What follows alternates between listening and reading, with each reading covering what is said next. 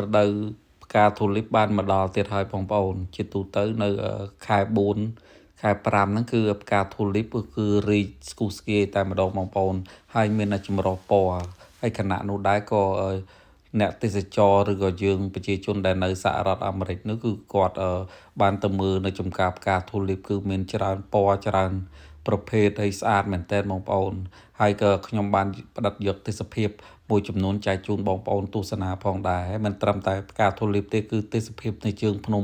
ជាប់ចំការផ្កាចំការអីនោះគឺមានភាពស្រស់ស្អាតគួរជាទីមនោរម្យមែនទែនហើយមានគ្រប់ពណ៌តែម្ដងបងប្អូនហើយមានមនុស្សច្រើនកកកទៅទស្សនាចំការទូលីបជាពិសេសនៅពេលចុងសប្តាហ៍ពេលសម្រាប់លំហែពីការងារគឺមនុស្សកាន់តែច្រើនកកកកកកុញតែម្ដង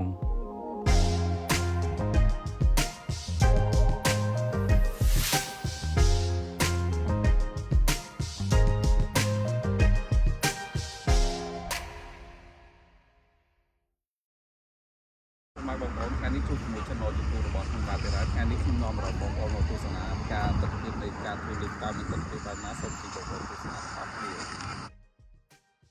បាទនេះគឺជាសកម្មភាពដែលពួកខ្ញុំធ្វើដំណើរតាមផ្លូវពីផ្ទះរបស់ខ្ញុំទៅចំការផ្កាទូលីបហើយចំពោះចម្ងាយផ្លូវពីផ្ទះខ្ញុំទៅចំការផ្កាទូលីបហ្នឹងគឺរយៈពេលដែលយើងបើកបរលើផ្លូវលបឿនលឿនហ្នឹងប្រហែលជាជាង2ម៉ោងបែរជាជិត3ម៉ោងឲ្យបងប្អូនបាក់បែបប៉ុណ្ណឹងថា3ម៉ោងចុះបងប្អូនព្រោះកន្លែងខ្លះវាអាចមានស្ទះអាចអីអញ្ចឹងណាហើយក៏ខ្ញុំធ្វើដំណើរ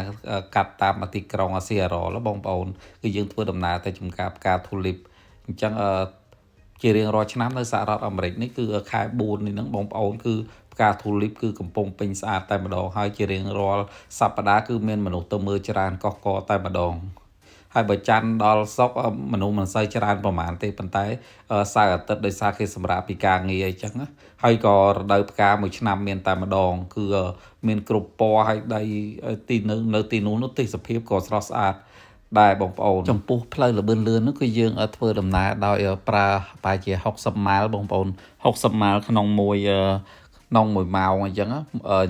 ប្រហែលជាបើយើងគិតជាគីឡូម៉ែត្រប្រហែលជា90គីឡូម៉ែត្រជាងឬក៏100ផាលប៉ុណ្ណឹងយើងព្រោះយើងអាចជិះលើសបន្តិចបន្តួចអីបានដែរបងប្អូននៅពេលដែលយើងធ្វើដំណើរតាមផ្លូវលបឿនលឿននេះព្រោះទៅឆ្ងាយដែរប៉ុន្តែកន្លែងខ្លះក៏មានស្ទះដែរជាពិសេសនៅក្នុងទីក្រុងអញ្ចឹងបងប្អូនហើយទស្សនវិជ្ជានេះខ្ញុំថតទៅគឺស្អាតមែនតើបងប្អូននេះគឺតាមដងផ្លូវយើងឃើញភ្នំតកកគឺមើលទៅស្អាតដូចភ្នំតកកផុសនៅកណ្ដាលផ្លូវតែម្ដងគឺការកយគុណនោះគឺមិនចេះចិនណាយទេបងប្អូនគឺស្អាតមែនតើ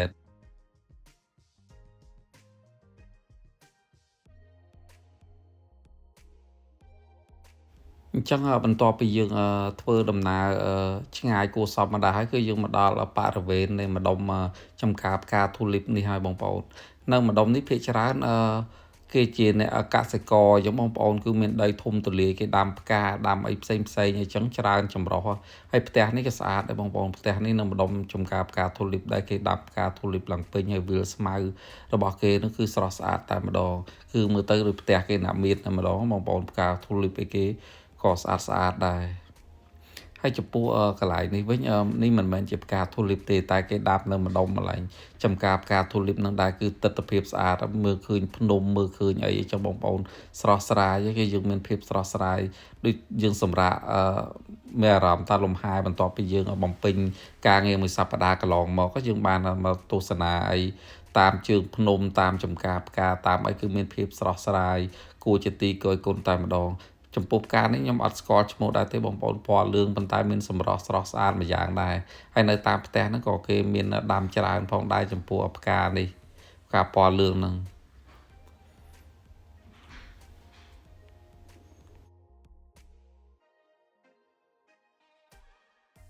អញ្ចឹងនេះយើងមកដល់បរិវេណទីតាំងចំការផ្កាទូលីបនេះគឺផ្នែកខាងក្រៅនៃច្រកចូលប៉ុន្តែផ្នែកខាងក្រៅនៃច្រកចូលនោះគឺមនុស្សច្រើនណាស់បងប្អូនឡងឡានគឺត្បូងជួសនេះច្រើនមែនទែនរាប់រយនាក់គឺត្បូងជួសច្រើនណាស់បងប្អូនហើយក៏ឡានហ្នឹងក៏រាប់រយឡានច្រើនមែនទែនត្បូងជួសដឹងស្មានណាបានចូលទេយើងក៏ជិះកវ៉ែលមកជុំសាកសួរគឺកន្លែងចតរថយន្តតែកន្លែងចតរថយន្តនៅផ្នែកខាងមុខនេះគឺសម្រាប់អ្នកដែលជន់ពិការមានផ្លាកលេខជន់ពិការ តែប៉ុណ្ណោះចឹងយើងអាចចតនៅនឹងបានទេគេប្រាប់ឲ្យយើងទៅចតនៅកន្លែងផ្សេងប៉ុន្តែដល់ពេលយើងទៅកន្លែងផ្សេងហ្នឹងគឺកន្លែងចតឡានហ្នឹងគឺច្រើនមែនទែនហើយរងចាំយូរហើយនៅពេលដែលទិញសបត់ចូលហ្នឹងក៏កន្លែងដែលយើងទិញសបត់ចូលហ្នឹងក៏មនុស្សចាំច្រើនដែរអញ្ចឹងមិនដឹងថាជាស្មានណាបានចូលឬទេមុខការអូមមុខការអូម ស្អីអញមិនក៏ដាក់វីដេអូណៅហ្នឹងរៀលហ៎យើងមើលស្លាយអូយអូមើលខ្វាកនេះមើលតែផ្កាក៏ស្អាតដែរអូយបើមានដល់ផ្ទះអញ្ចឹងអីដល់កូនចិត្តទិញមើលមកដាំមកបញ្ចង់អញ្ចឹង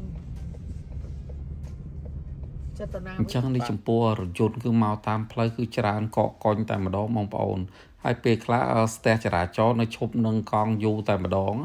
ប៉ុន្តែយើងក៏ធ្វើដំណើរចេញពីចំការផ្កាដែលមនុស្សរងចាំច្រើនទិញសបត់ច្រើននោះបកទៅចំការផ្កាមួយទៀតគឺពេលដែលយើងត្រឡប់ទៅវិញនេះរៀងស្រួលទេយើងទៅចំការផ្កាមួយទៀតប៉ុន្តែពេលអ្នកដែលឡានចូលមកគឺ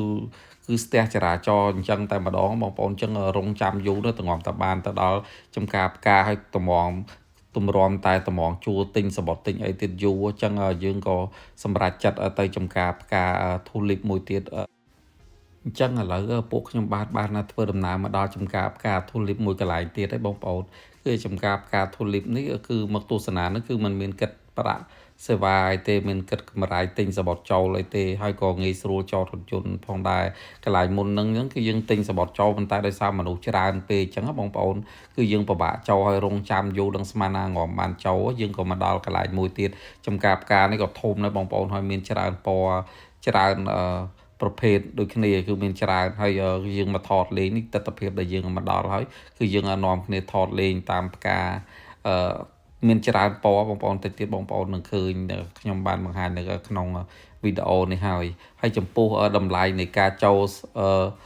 ទស្សនាមុននឹងកន្លែងមុននឹងប្រហែលជា$15ទៅ$20បងប្អូនហើយនឹងចំណែកចតរថយន្តផ្សេងទៀតប៉ុន្តែมันសំខាន់តម្លៃសម្បត្តិទេបងប្អូនព្រោះយើងមកពីឆ្ងាយប៉ុន្តែដោយសារមនុស្សច្រើនពេកមនុស្សច្រើនខ្លាំងពេកហើយរៀងល្ងាចដែរអញ្ចឹងហើយយើងក៏សម្រេចមកចំការផ្កាមួយទៀតសម្រាប់ផ្កាមួយទៀតនោះក៏មានមនុស្សមកច្រើនកកច្រើនដូចគ្នាអញ្ចឹងការមកលេងនេះគឺมันគិតអស់លុយទេហើយក៏มันគិតថ្លៃកន្លែងចតរថយន្តដែលយើងអាចចតនៅតាមផ្លូវបានអញ្ចឹងបងប្អូនហើយមានច្រើនពណ៌ហើយជាទូទៅក្នុងមួយឆ្នាំម្ដងគេតែងតែមកលេងចំការផ្កា Tulip នេះហើយបងប្អូនចំការផ្កា Tulip ហ្នឹងគេចេញពីកន្លែងមួយទៅកន្លែងមួយអញ្ចឹងចំការផ្កា Tulip វាមានច្រើនកន្លែងហើយជួនកាលគេចេញពីកន្លែងហ្នឹងហើយគេទៅលេងកន្លែងណាផ្សេងអញ្ចឹងទៀតទៅអញ្ចឹងជាទូទៅគេតែងតែសួរគ្នាថាឆ្នាំហ្នឹងបានទៅលេងចំការផ្កា Tulip ហើយឬនៅអីចឹងដោយសារភាគច្រើនដូចថាពេញនិយមសម្រាប់អ្នកនៅសហរដ្ឋអាមេរិកនៅរដ្ឋ Washington បងប្អូនរដ្ឋ Washington នេះគឺផ្កា Tulip ស្អាតមែនតើ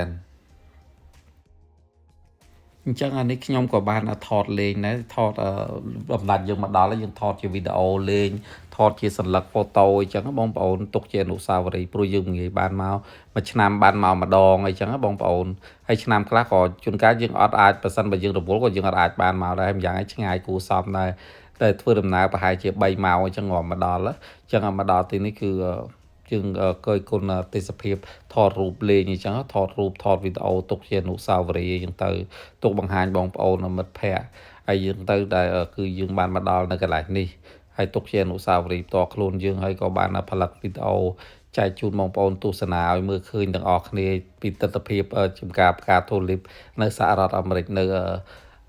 ដ្ឋ Washington បងប្អូនរដ្ឋ Washington ណាគឺមានភាពស្រស់ស្អាតមែនតើហើយទិដ្ឋភាពជើងភ្នំនៅក្បែរចំការហ្នឹងក៏មើលទៅស្រស់ស្រាយស្អាតដែរហើយផ្កា Tulip បើយើងទិញពូជមកដាំក៏មានតម្លៃថ្លៃដែរបងប្អូនហើយបើយើងទិញផ្កាវាកំពុំតែគេបដោះហើយហ្នឹងក្នុងមួយថោហ្នឹងវាមាន2គុំហ្នឹងក៏តម្លៃ$5-6ដែរគឺមានតម្លៃថ្លៃអញ្ចឹងតែ2ផ្កាទេ2គុំទេបងប្អូន2ដើមបងប្អូនហើយបើយើងទិញពូជវាមកហ្នឹងក៏មានតម្លៃថ្លៃគួរសមដែរចំពោះផ្កា Tulip នេះហើយយើងដាំទៅគឺមានភាពស្រស់ស្អាតខ្ញុំបានទិញខ្លះដែរពូជផ្កា Tulip ពណ៌លឿងពណ៌ក្រហមពណ៌ផ្កាឈូកអញ្ចឹងបងប្អូនខ្ញុំមកដាំនៅផ្ទះនៅ Home Depot នៅអីក៏មានដែរបងប្អូននៅ store ផ្សេងឡូអីផ្សេងហ្នឹងក៏មាននៅ Walmart អីចឹងបងប្អូនមាន ផ្កានឹងលក់ដែរគេបដោះឲ្យស្រាប់អីចឹងតាមយើងចង់បានមើមចង់បានរបៀបថាវាចេញកពុំដោះដើមដោយមកហើយអីចឹងយើងដាក់ដើមតែប្រហែលថ្ងៃនោះវាចេញផ្កាស្រស់ស្អាតមកតែម្ដងហើយនេះក៏ចំការគេហ្នឹងគឺក៏មានសភាពមើលទៅដាច់កតុយភ្នែកដែរបងប្អូនមើលសភាពទៅវាដាច់កតុយភ្នែកស្អាតដែរមានគ្រប់ពណ៌មានចម្រុះពណ៌មានអីចឹងណាគឺមើលទៅស្រស់ស្អាតតែម្ដង